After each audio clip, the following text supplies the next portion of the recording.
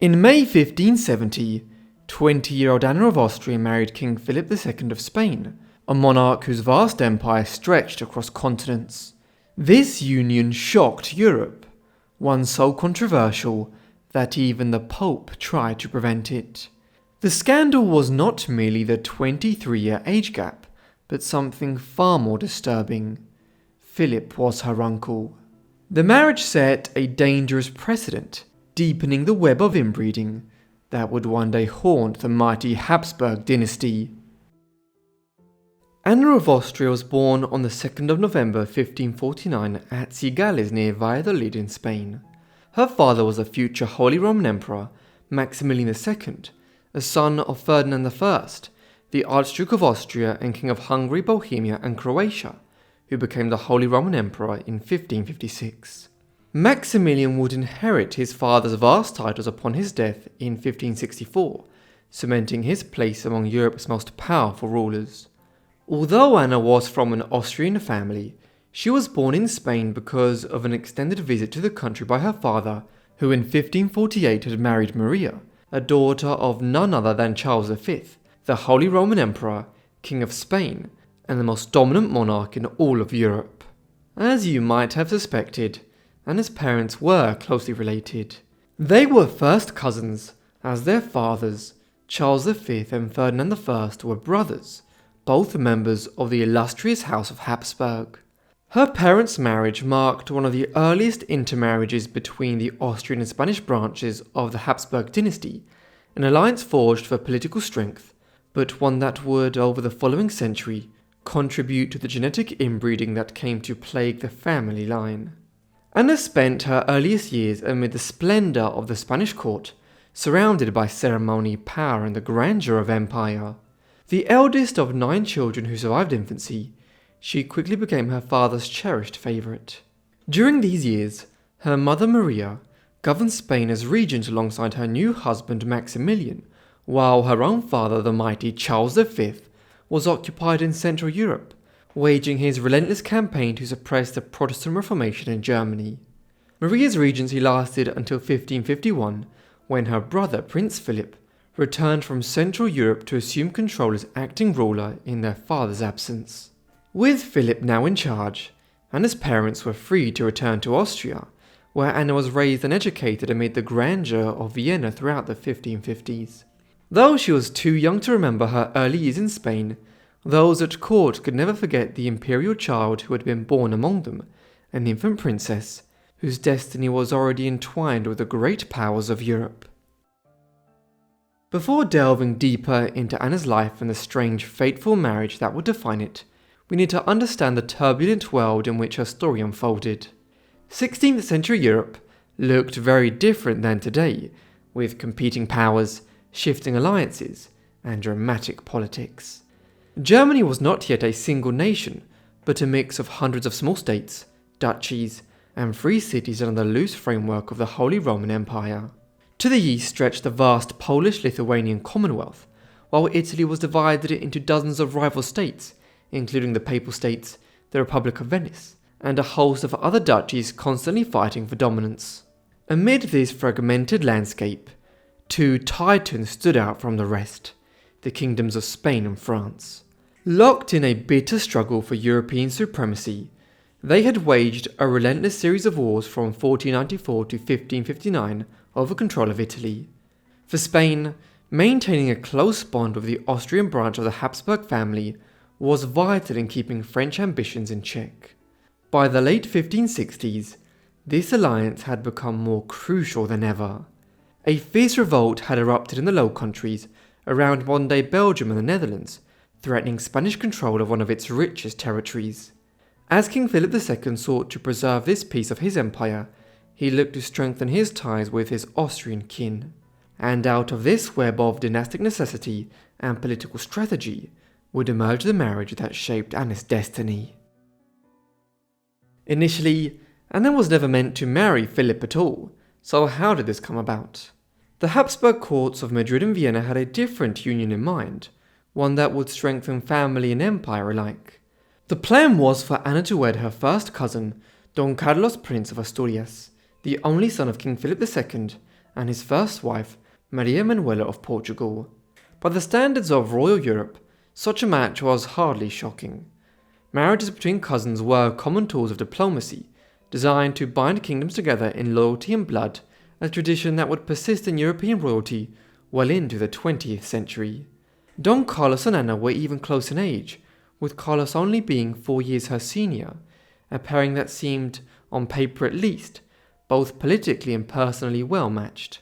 Anna, however, was far from Don Carlos's only prospect. As early as 1559, while Spain and France were negotiating to end the long Italian wars, plans were made for Carlos to marry a French princess. That same year, he became engaged to Elizabeth of Valois, the eldest daughter of King Henry II of France. Yet, in a twist of dynastic diplomacy, Elizabeth was hastily married to Philip himself, as part of a broader effort to secure peace between the two rival kingdoms. 3 other brides were then proposed for the young prince, including another French candidate, but France soon descended into the wars of religion between Catholics and Protestants, causing those plans to collapse. By the mid-1560s, with foreign matches no longer viable, it was finally agreed that Don Carlos would marry his cousin Anna. All was not well in Spain though. While Anna grew into her teenage years in Vienna believing that she would marry her cousin in a few years' time, events hundreds of kilometers away were taking a darker turn. Don Carlos, once a promising heir, had been plagued by fevers and mysterious health problems since his mid-teens. Then, in 1562, he suffered a head injury after falling down a staircase, and despite a series of bizarre and often brutal medical treatments, his psychological state began to deteriorate. By the time he reached his 20s, Don Carlos was infamous for violent emotional outbursts, erratic behavior, and alarming instability. His actions became ever more dangerous. He secretly reached out to opponents of his father's rule, including the Dutch rebels in the Low Countries. Alarmed by his reckless defiance, Philip II took drastic action and had his own son arrested in early 1568. With that, any hope of a marriage between Anna and Don Carlos was abruptly and irrevocably shattered. On the 24th of July 1568, Don Carlos died while imprisoned. To this day, suspicions linger on, with many believing his father starved him to death, determined to prevent his son from becoming a rallying point for rebellion. Yet while this disaster ended one potential union, it did not extinguish the idea of Anna marrying within her Habsburg family.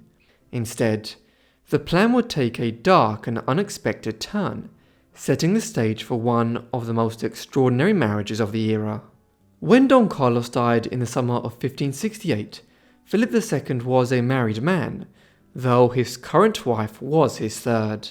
His first wife, Don Carlos's mother, Maria Manuela of Portugal, had died 4 days after giving birth to him from severe bleeding following labour. Philip's second wife, Mary Tudor, Queen of England and Ireland, had died from suspected stomach or uterine cancer in 1558, and they had no children.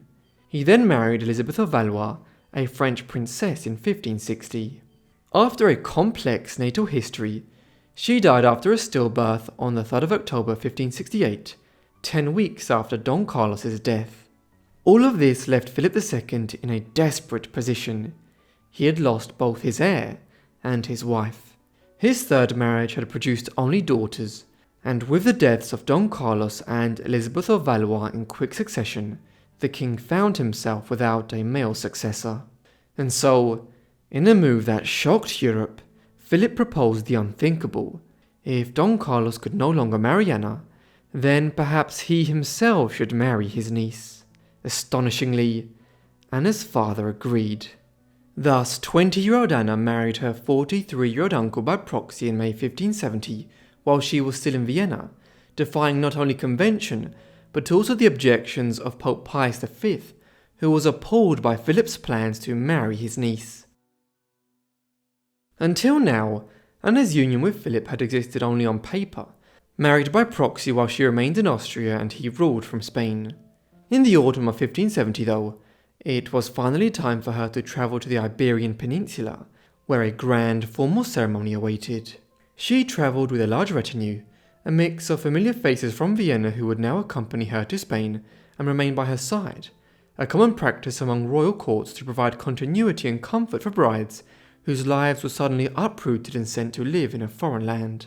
The journey to Spain was long and fraught with tension.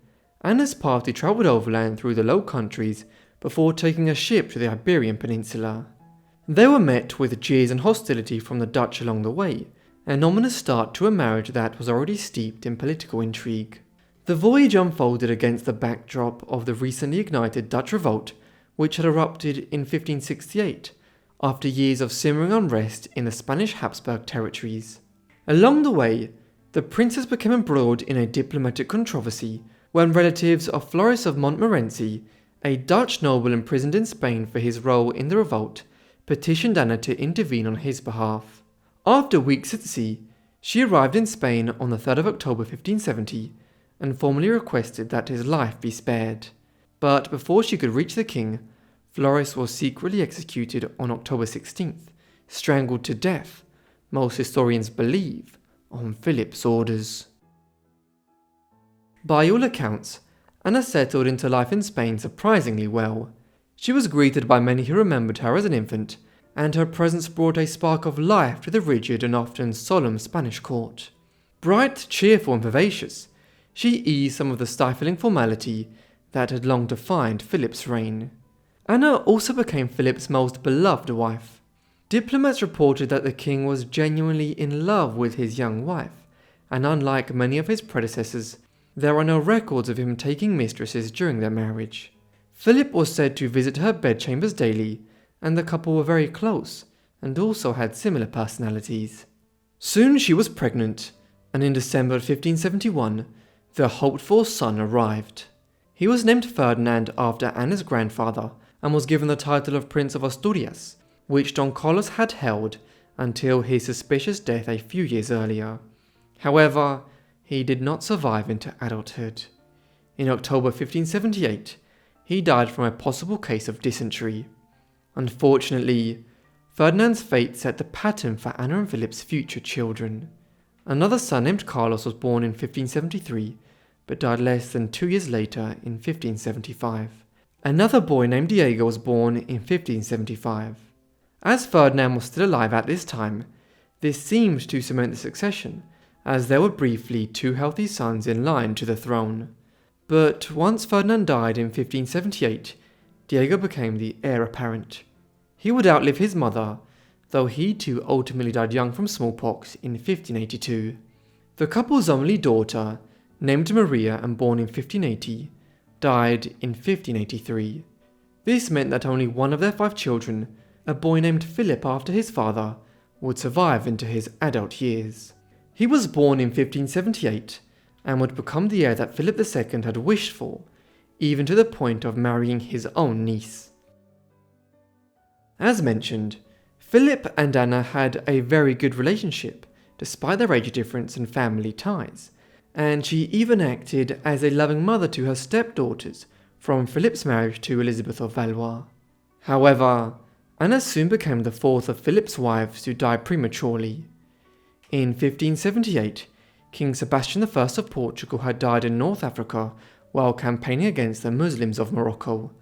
He was only 24 years old and did not have any children.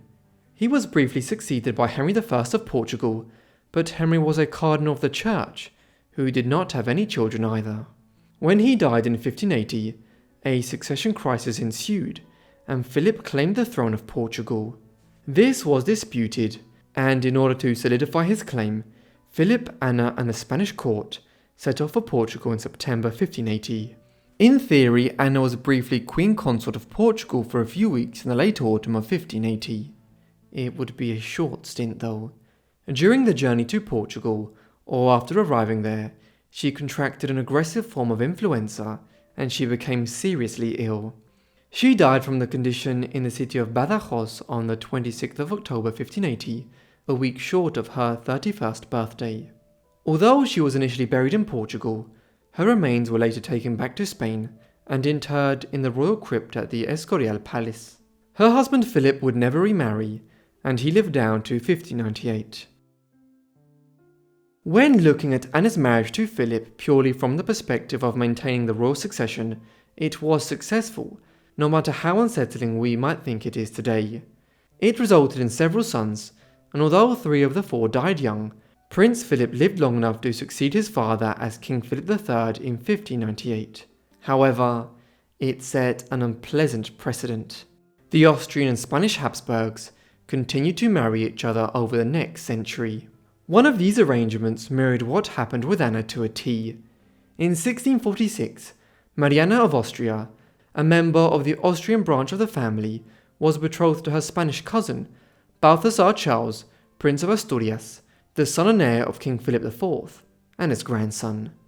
When Balthasar died in October 1646, before the marriage was entered into, Philip IV decided to marry Mariana himself in order to secure the Spanish line. Mariana was his niece. This was the exact same thing that happened 80 years earlier. Yet, in the middle of the 17th century, it had much more tragic consequences. Mariana produced a male heir, the future King Carlos II, but he ended up severely ill and cognitively challenged for his entire life owing to severe inbreeding. He was unable to have children, and the Spanish royal line died out in 1700. So, in a way, the intermarriage and inbreeding which started with Anna back in 1570 as a way of maintaining the Spanish royal line was the thing which led to the Spanish Habsburgs dying out 130 years later. Thank you so much everyone for watching this video on Anna of Austria, Queen of Spain. I hope you found it interesting. If you want more content on any of the Habsburgs, I have covered a lot of them over on the channel, so check that out. If you have any more suggestions, also leave them down below in the comments. And I hope you guys are subscribed and have notifications turned on to get all my videos as soon as I upload them. Anyway, that's all from me, so I'll see all of you in the next Forgotten Life. Thanks.